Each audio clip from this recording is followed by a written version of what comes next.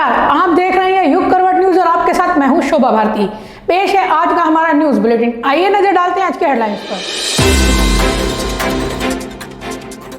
शहीद अमरीश त्यागी के परिजनों से मिले केंद्रीय मंत्री वीके सिंह।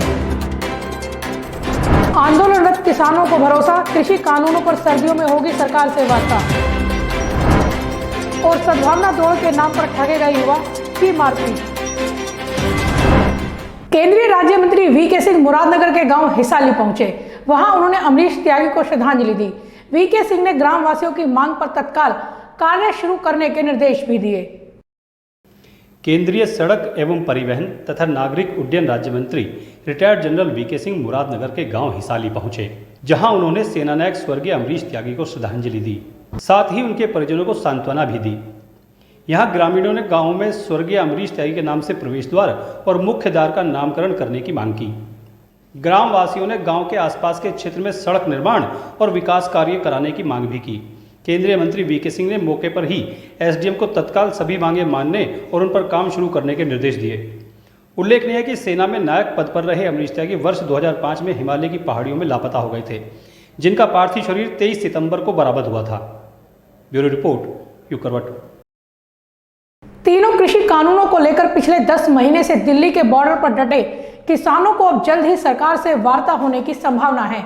भारतीय किसान यूनियन के राष्ट्रीय प्रवक्ता राकेश टिकैत ने सर्दी के मौसम में इस मामले पर चर्चा होने की संभावना जताई है। राकेश टिकैत ने कैप्टन अमरिंदर सिंह और गृह मंत्री की मुलाकात पर निशाना साधा। भारतीय किसान यूनियन के राष्ट्रीय प्रवक्ता राकेश टिकैत ने पंजाब के पूर्व सीएम कैप्टन अमरिंदर सिंह और अमित शाह की मुलाकात पर निशाना साधते हुए कहा है कि भाजपा कैप्टन को कांग्रेस में रहने तक बरगला रही है। कांग्रेस के छोड़ते ही भाजपा अपना असली रंग दिखाएगी। कृषि मंत्री बनने पर किसी नए बदलाव की उम्मीद नहीं है। हाँ, कैप्टन भी एक पॉलिटिकल आदमी है भाई, सरकार भी पॉलिटिकल है।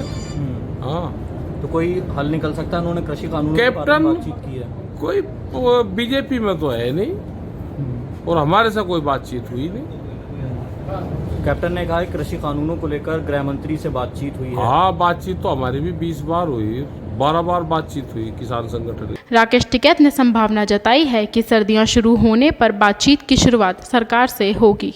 पुरानी कहावत है कि सर्दियों में बातचीत का दौर शुरू होता है। ऐसे में किसान भी सर्दी का मौसम आने के इंतजार में हैं। इस मुलाकात के बाद में लग रहा है कि सरकार सर्दी में मानेगी। तो सर्दी में, हाँ, सर्दी में पुराने लोगों की कहावत है कि सर्दी में गुम हुआ आदमी अगले साल सर्दी में ही मिले मेले में। तो सर्दी आ जाएगी तो उम्मीद है कि जब सर्दी आ जाएगी रिजाई ओढ़नी शुरू करेंगे, तो जब बातचीत का दौर शुरू होगा। बता दें कि तीनों कृषि कानून की मांग को लेकर पिछले 10 महीनों से किसान दिल्ली के बॉर्डर पर आंदोलन कर रहे हैं। सरकार के साथ किसानों की कई दौर की बातचीत भी हो चुकी है, लेकिन अभी तक कोई हल निकलता नहीं दिखाई दे रहा है। लेकिन बाकियों नेता ने जल्द ही वार्ता की संभावना व्यक्त की है। ब्यूरो रिपोर्ट, युग करवट न्यूज़। आईएमए गाजियाबाद की नई कार्यकारिणी 1 अक्टूबर से अपना कार्यभार ग्रहण करेगी। नवनिर्वाचित अध्यक्ष डॉक्टर आर.के. गर्ग ने बताया कि नई कार्यकारिणी ब्लड डोनेशन शिविर से अपने कार्य शुरू करेगी और साल भर विभिन्न कार्यक्रमों का आयोजन करेगी। विशेष तौर पर पोस्ट कोविड से जूझ रहे मरीजों के लिए विशेष कैंप लगाए जाएंगे। इसके अलावा डॉक्टर्स की समस्या को लेकर भी कार्य किया जाएगा। आईएमए गाजियाबाद की नई कार्यकारिणी के पदाधिकारियों का गठन हो गया है। यह कार्यकारिणी 1 अक्टूबर से अपना कार्यभार ग्रहण करेगी। इस दौरान नवनिर्वाचित आईएमए अध्यक्ष डॉक्टर आर.के. गर्ग ने कहा कि डॉक्टर्स की प्रमुख समस्या पंजीकरण को लेकर है, जो हर वर्ष कराना पड़ता है। इस मुद्दे को प्रभावी तरीके से सरकार के समक्ष रखा जाएगा।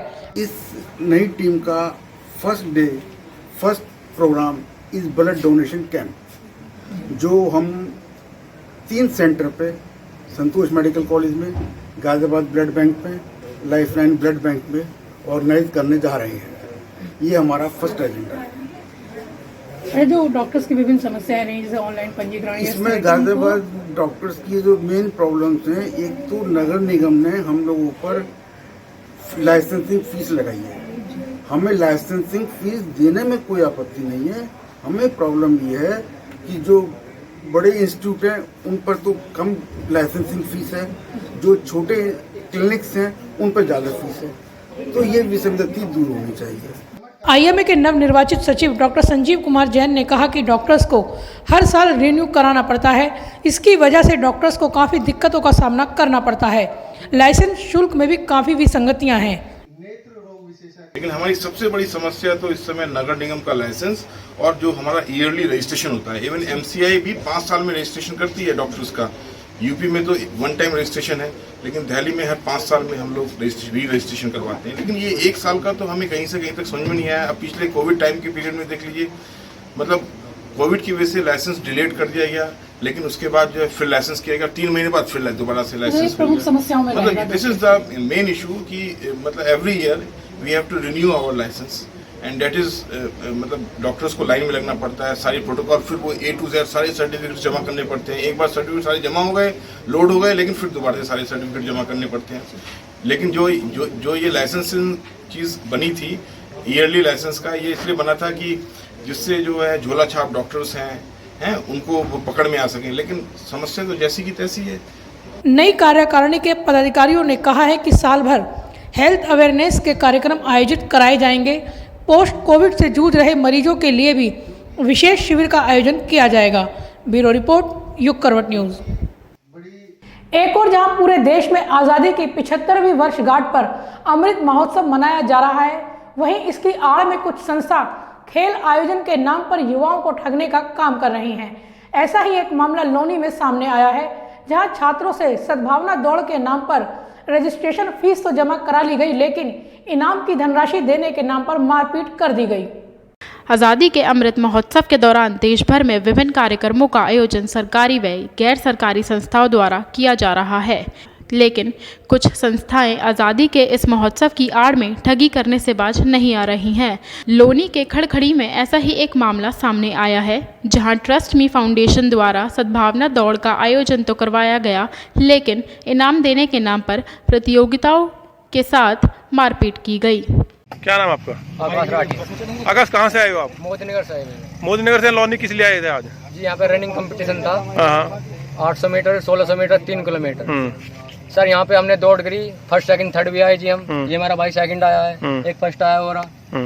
ये हम अपना इनाम मांगने लगे। किससे मांगने इनाम? कमेटी वालों से हम अपना इनाम मांग रहे थे। हाँ। तो उनके आपस में लड़ाई दंगा होगा पैसे के ऊपर। तो उन्होंने सर हम पे लाठीचार्ज करा, मेरे भाई का हाथ तोड़ दिया कमेटी वालों ने। देखो ये एक का पैर तोड़ दिया। अब ये पुलिस आई है जी, उन्होंने अब आपने शिकायत दी इसकी नहीं? हाँ जी, हमने 112 नंबर कॉल की। पीड़ित युवकों ने बताया कि इनाम की धनराशि 500 से लेकर 2100 रुपए तक की रखी गई थी। जिले भर में खिलाड़ियों ने इसमें भाग लिया था। दौड़ के लिए पंजीकरण शुल्क भी जमा कराया गया था, लेकिन जीतने के बाद जब खिलाड़ियों के इनाम की धनराशि मांगी तो उनसे मारपीट की गई और पैसा देने से इनकार कर दिया गया। उनसे अब उनकी आपस में झगड़ा हो गया, इनाम मांग रहे थे, उन्होंने हमारे पे हाथापाई करी। किसने पीटा था आपको? कमेटी वालों ने। इमरान। अच्छा, आपके साथ मारपीट की है सभी के साथ में? तो मारपीट किस लिए की गई है? हम इनाम मांग रहे थे। अच्छा, अपने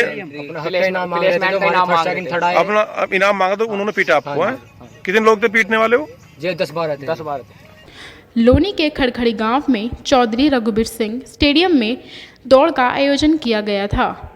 फाउंडेशन के कार्यालय का पता न्यू सीलमपुरी दिल्ली का दर्ज है। कई संपर्क नंबर भी दिए गए थे, लेकिन अब सब नदारद है।